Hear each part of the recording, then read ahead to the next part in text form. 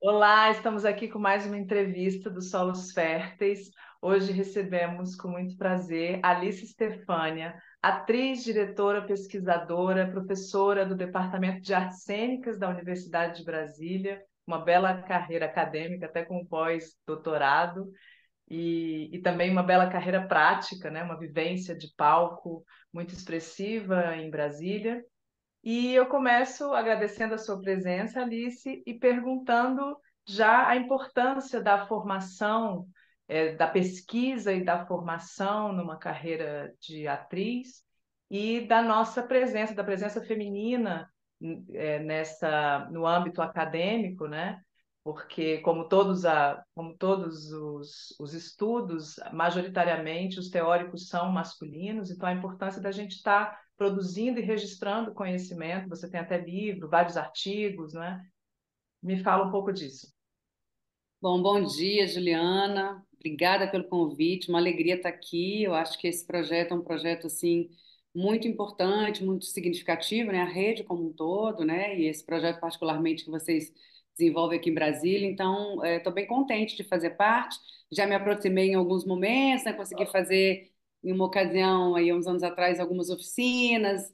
Enfim, tentei me aproximar mais esse ano, mas aí também teve algumas coisas que, né, acabou não rolando ainda, mas vai rolar.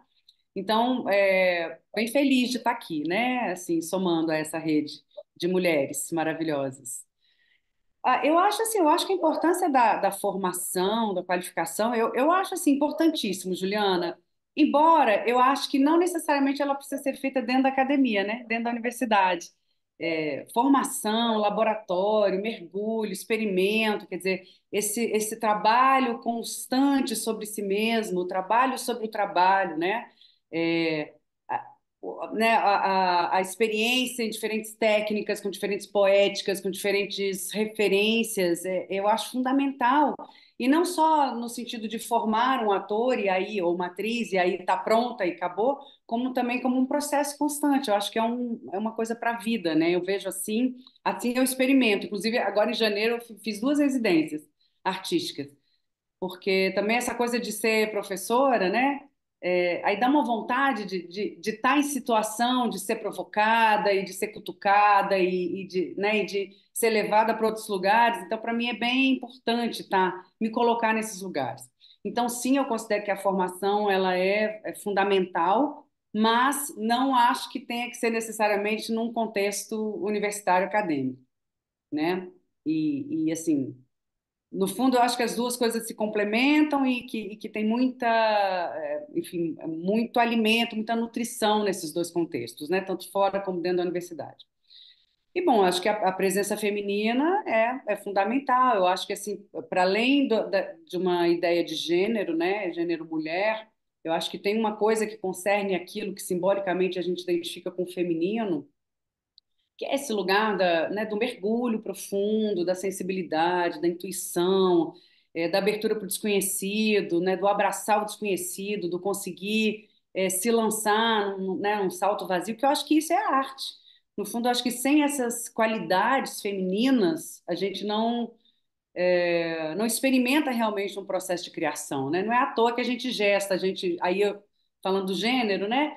Mas eu acho que é restrito falar de gênero, assim, a rigor. Eu acho que a gente pode falar mesmo de uma coisa que é qualidade do feminino, né? E que, para mim, está intrinsecamente conectado com os processos de autoconhecimento, de expressão e de construção de uma lógica outra que não essa lógica patriarcal, no limite, que é a lógica, né, sei lá, da religião, da ciência, do logocentrismo, do capitalismo, do colonialismo. Essa é a lógica patriarcal, embora, mais uma vez reforçando, né, para além de gênero, porque tem muita sinhazinha ainda por aí, inclusive, né? Assim como também tem homens cis ou trans que conseguem acessar um lugar do feminino mais amplo, mais simbólico. Enfim, acho que seria um pouco por aí, assim, a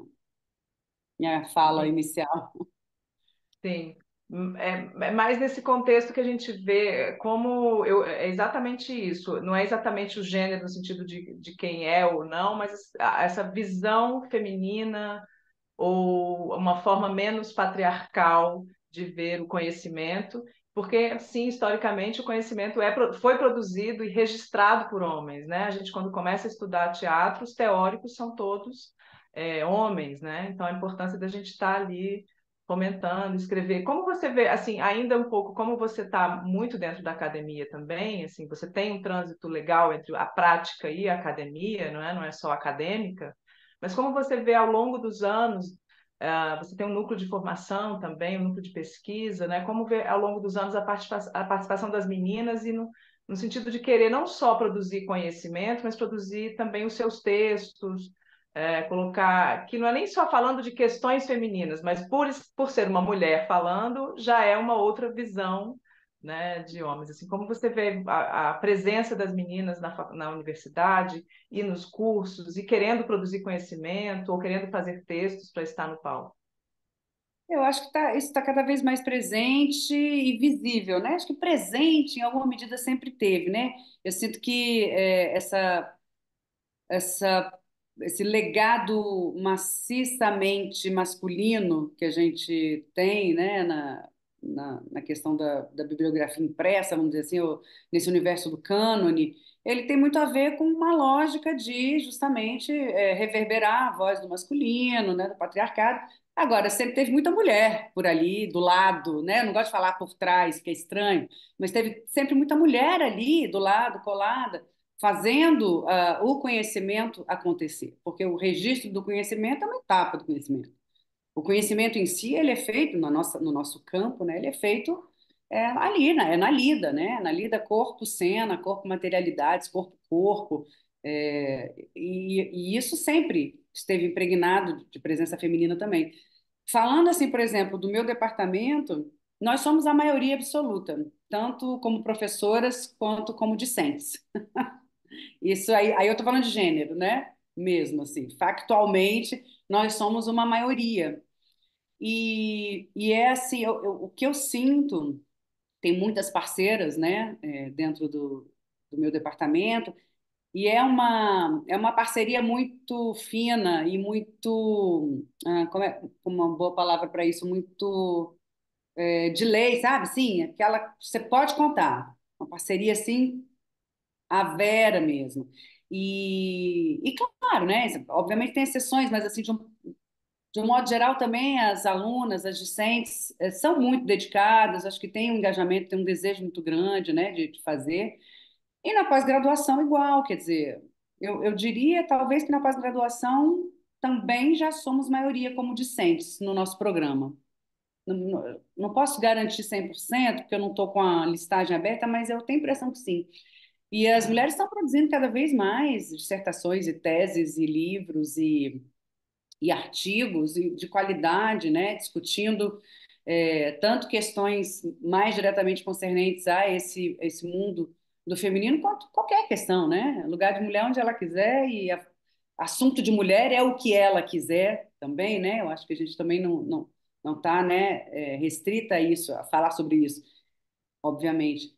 Então eu, assim, percebo cada vez mais presente, consistente, com visibilidade. É claro, a gente está falando de um nicho, né, Juliana? Assim, a gente fala de um nicho classe média, escolaridade superior, brancas, não dá para a gente tirar isso de contexto, né? Então, assim, nesse certo contexto, eu acho que a gente já avançou muito, mas em inúmeros outros contextos, tem muita coisa, né? Ainda muito serviço para ser feito, né? Acho que a gente ainda esbarra com questões muito básicas que às vezes até assim, falando de mim, né, do alto da minha branquitude classe média acadêmica, eu não consigo nem imaginar, né, algumas experiências que a gente sabe que ainda são muito comuns, né, por parte de mulheres periféricas, pretas, pobres, enfim.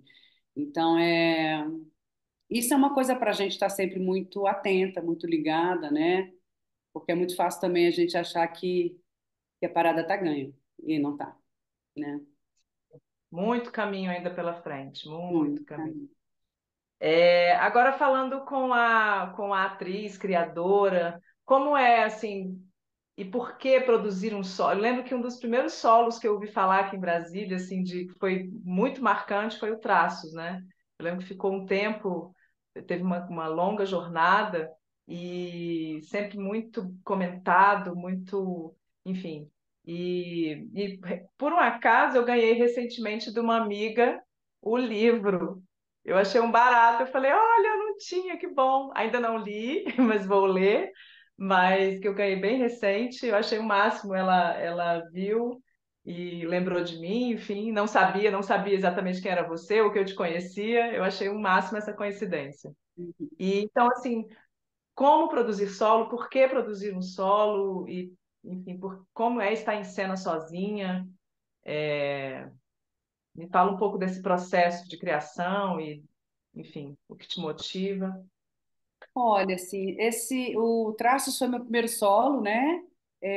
Depois eu tive algumas outras experiências, assim, que não foram exatamente de solos, mas, assim, de construção solitária dentro de um contexto com outras atrizes, inclusive a cena, né, que eu escrevi para o Solos Aham. Férteis ano passado, é um desses trabalhos. O meu processo no filme Mundos, agora recentemente, também, embora tivesse outras duas atrizes envolvidas no filme, a Gisele e a Rita, mas eram mundinhos, eram mundos realmente. Para mim, Juliana, eu acho que o que mais interessa nesse lugar do solo é a minha liberdade artística. Eu realmente consegui imprimir ali a minha digital, eu realmente consegui ali construir e fortalecer a minha poética de artista, né?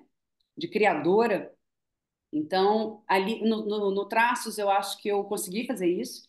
Eu tinha um diretor convidado, que era o André Amaro, mas o projeto era meu, era inclusive conectado com minha tese de doutorado, né? O livro que você está segurando aí é a minha tese, né? Publicada.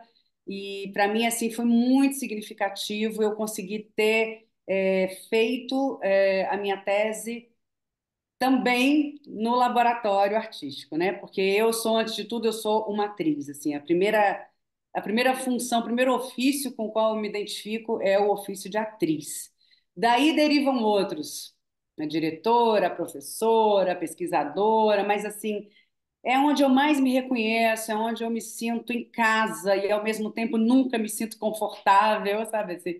Esse lugar assim, né? De me colocar em questão, assim, artisticamente e subjetivamente, porque eu não consigo também conceber a arte que eu produzo, que me interessa produzir, desconectada de uma dimensão pessoal subjetiva, né? E de uma fala para o mundo, de uma fala sobre o mundo, de um jeito de estar no mundo, de um jeito de pensar mundo, de um jeito de querer entregar mundo, né? Trocar mundo com as pessoas. Então, para mim, o solo é uma oportunidade maravilhosa de colocar isso em exercício, né? Então, ainda que eu chame diretores, ali é um lugar assim que eu consigo realmente falar o que que a artista Alice, que tem também um olhar de diretora, eu sou diretora, então também né, eu tenho esse olhar também sobre o que eu próprio produzo, né, na cena. O que que eu quero mover, como eu quero mover. Então, assim, ali foi uma experiência muito linda, porque eu consegui levar várias questões que estavam me interessando no doutorado para a cena, para mover em cena e para fazer poeticamente. E tive a sorte de ter trocas maravilhosas com o André Amaro, que dirigiu o solo, com o Lupa Marques, que fazia sonoplastia ao vivo e que era assim, respirava comigo. Eu quase posso dizer que não era um solo, porque aquela trilha respirava comigo, assim, ele estava comigo, assim, e eu com ele, numa sintonia muito fina, muito especial. E a Malu, que fez toda a parte de cenografia e figurino, então foi uma troca muito bonita ali, né? Muito feliz. Eu fico triste de não ter trazido esse solo comigo até hoje, porque ele tinha uma questão cenografia complicada, sabe? Por mais que ele parecesse muito clean, minimalista, simples, ele tinha uma questão cenográfica ali desafiante que eu não consegui resolver no sentido de me livrar de uma estrutura de ferro imensa. Mas tudo bem também. E aí, né? Depois vieram outros e esse ano eu saio para um pós-doutorado, um segundo pós-doc, no segundo semestre, e a minha pesquisa vai ser laboratório artístico novamente. Então, assim, eu tenho toda uma questões que eu quero, temáticas que estão me movendo e que eu quero adentrar, mas eu vou expressá-las, obviamente, num artigo ou dois também, porque faz parte, mas na cena, principalmente, prioritariamente, num solo novo, né? Eu vou desenvolver ao longo do meio do ano para diante. Bacana, muito bacana. E como, assim, de forma geral, o que te faz ainda fazer teatro, pensar teatro, a importância do teatro no mundo, para o Brasil, né, de uma forma geral, o que ainda nos move para fazer teatro, porque cultura é algo tão descreditada ainda, a gente ainda tem que provar, né, a necessidade dela quase. O que te move, como você vê o panorama futuro, as próximas, enfim, os próximos projetos, você já falou de um novo trabalho, mas enfim, isso, o que te move, onde você quer, por que fazer ainda, por que devemos estar aqui ainda nesse lugar? É, bom, me move, assim, acho que tem duas coisas que me movem muito. Uma é de ordem muito particular, quase egoísta, eu diria, que é eu preciso, é a minha cachaça. Eu preciso disso, assim, eu preciso disso. Eu não gosto muito dessa conversa de que teatro cura, teatro é terapia. Eu acho isso meio engraçado falar desse modo, mas para mim o teatro tem uma função de manter a vitalidade, a chama e o sentido, um propósito que é crucial. Então, muito pessoalmente falando, eu preciso estar em processo de criação.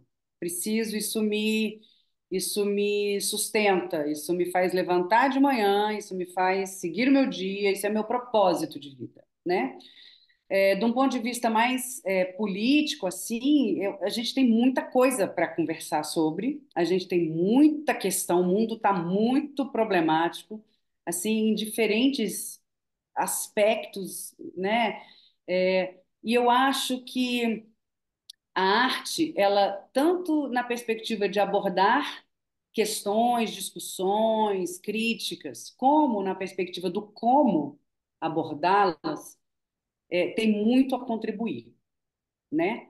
E aí o teatro, não apenas o teatro, mas algumas artes ainda menos cooptadas ou processos menos cooptados por uma lógica mais racionalista, capitalista, eles têm, eu acho, a potencialidade de adentrar os corpos por lugares outros, que a gente está destreinado, que a gente está desconectado, que a gente está pouco exercitado. Que é a via da sensibilidade, da intuição, do arrepio na pele, do que é isso? Isso eu não entendo completamente, mas isso me entra num lugar que me faz dobrar para outras coisas. Eu posso talvez não entender exatamente o que uma obra de arte, um acontecimento artístico está tentando transmitir, porque muitas vezes ele não vai tentar transmitir nada, porque não é sobre transmissão de conteúdo, eu acho, né? Não, assim eu vejo a minha arte, né? Não é sobre transmitir uma ideia, é mais sobre um lugar de mover uma ideia aqui e ver como ela ecoa ali, também em movimento, não em uma decifração mental, não em uma interpretação psicanalista, logocêntrica, racional. Eu acho que é outro lugar. É um lugar de carne com carne, sabe? Um pouco essa coisa do Merleau-Ponty, assim, as carnes do mundo com as carnes dos seres, e é esse confronto que me interessa nos processos artísticos. E aí Eu sinto que assim, aí a minha poética, o caminho que eu busco, tem muito a ver com isso, assim. Tem muito a ver com adentrar por outros lugares, porque eu acho que tem aí a semente de uma educação estética. E não é uma educação estética no sentido de, esse é o romantismo, impressionismo, expressionismo. Não é a educação estética conteudista da escola. É a partir da ideia de aesthesis, né? Que é a etimologia da palavra estética, que tem a ver com os sentidos, com a sensorialidade. É um outro lugar. Esse lugar é que a gente não tem exercitado. Esse lugar que, infelizmente, a gente vai para a escola e vai. Não vou culpar só a escola, acho que a família, tudo, né? O mundo inteiro nos forma e nos conforma para dessensibilização. E se a pessoa é sensibilizada demais, provavelmente em algum momento alguém vai chamar o pai e a mãe, se for uma criança, e vai dizer: ela está precisando de um remedinho. Leva, porque tem alguma síndrome. E não falta síndrome, né? Não falta nome de síndrome. Síndrome sempre houve. Agora todas têm nome e remédio. E na boa, Juliana, assim, pode ser uma fala um pouco rasa, ligeira, eu não sou da área da psicologia, então, mas eu vou jogar, porque eu sinto muito assim, a gente vive num mundo hoje que medicaliza as pessoas para que elas possam seguir servindo ao capitalismo, para que elas possam continuar produzindo, produzindo, produzindo, produzindo, produzindo, produzindo, sentindo pouco, reclamando menos ainda e enriquecendo cada vez mais os bilionários, né, que estão cada vez mais bilionários. Então, assim, Inclusive muito a indústria de remédio, simplificadamente, né? inclusive a indústria farmacêutica. Então, assim, eu acho tudo muito. O mundo tá bem louco, bem loucão, assim, no pior sentido de louco, sabe? Então, assim, hoje em dia, quando eu vejo que uma pessoa não está adaptada, eu acho um sinal de saúde maravilhoso. Porque, na boa, doença é a gente se adaptar ao mundo do jeito que ele está. Isso é doente. O Uhum. mundo está doente, entendeu? Assim, eu tô cada vez mais assim, chocada, sabe? E como a gente, quando a gente não está atenta, quando eu não estou atenta, e eu imagino que isso seja uma realidade para muitas pessoas, daqui a pouco você está exatamente girando, tá ratinho na rodinha, girando o capitalismo, girando o mundinho. Rico cada vez fica mais rico, pobre cada vez fica mais pobre. Sabe assim, mas essa coisa mantendo, mantendo, mantendo toda a dinâmica da colonialidade, do capitalismo. E, e na boa, eu acho que a arte ela tem aí um lugar muito potencialmente, não estou dizendo que faça, porque tem muita arte medíocre.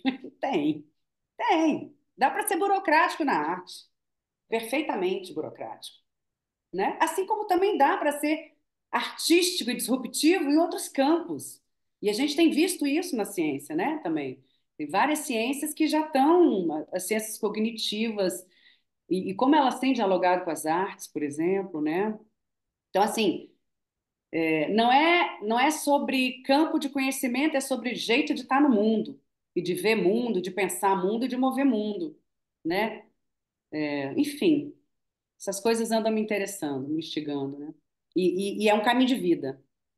E eu falo muito sobre isso e falo para mim mesma, né? Porque é um auto-falar-se, porque senão daqui a pouco você está totalmente cooptada, totalmente servindo ao sistema, totalmente dizendo amém para tudo isso que a gente sabe que nos sufoca, nos, né, nos estrangula a vitalidade. Então, esse trabalho novo que eu quero fazer, ele passa por essas questões em alguma medida, muito pela perspectiva ecológica, de meio ambiente, a relação que a gente tem tão adoecida, né, com Gaia, com os bichos e as existências também não exatamente vida, né, não biológicas, né. Isso tudo anda me interessando muito. A gente se colocou num lugar, a gente humano, se colocou num lugar muito prepotente, muito, muito. Claro, tem coisas maravilhosas que a humanidade, né, produziu. Obviamente, isso não se discute, isso está dado. Mas assim, essa autocrítica da gente como humanidade, cara, ela tem que aparecer, ela tem que chegar, porque o modo como a gente trata, né, os outros animais, as outras existências, os rios, as florestas, o gado. É muito, muito, muito escroto. Tem muita coisa aí para a gente olhar e pensar e refletir. Isso anda me martelando muito. Maravilha, maravilha. Alice, obrigada pela conversa. É uma provocação e é importante a gente se provocar sempre, né? Obrigada por suas palavras, obrigada por seu trabalho. E é isso. Eu que agradeço, Juliana, e assim, vida longa, né? Esse trabalho que vocês fazem. Eu acho muito bacana, assim, até ontem eu fui ver seu espetáculo, né? Fiquei tão feliz de ver aquela casa cheia. Assim, é tão bonito isso, né? Não é fácil, não é simples, né? A gente tantas vezes vai ao teatro e pouca gente, ou sempre os mesmos. E ontem eu fiquei um tempão sentada ali olhando a fila antes de entrar. E, cara, que legal, né? Não era uma fila, aquela filinha que você normalmente encontra no teatro, você sai cumprimentando todo mundo que você conhece. Falei, não, que bacana, tem um público outro aqui. Então, acho que esse é uma grande vitória, uma grande conquista, assim, né, da companhia, de conseguir chegar, estourar essa bolha, né? Estourar a bolha do gueto artístico é fundamental, porque eu acho que a gente também está muito sujeito a tiranos e a algumas opressões, porque a gente não sai da bolha, né? Não vai Sim, fazer um trabalho de base, não vai fazer um trabalho, né, com a diferença, com as pessoas que não são exatamente do nosso meio, né? Que é mais difícil, é difícil pra caramba. E isso também eu digo para mim mesma. Tudo isso que eu estou dizendo, eu digo para mim mesma. É um autotrabalho o tempo inteiro, sabe? Para a gente não deixar simplesmente essa letargia tomar conta, né? Muito obrigada, querida. Prazerzão. obrigada. Beijo.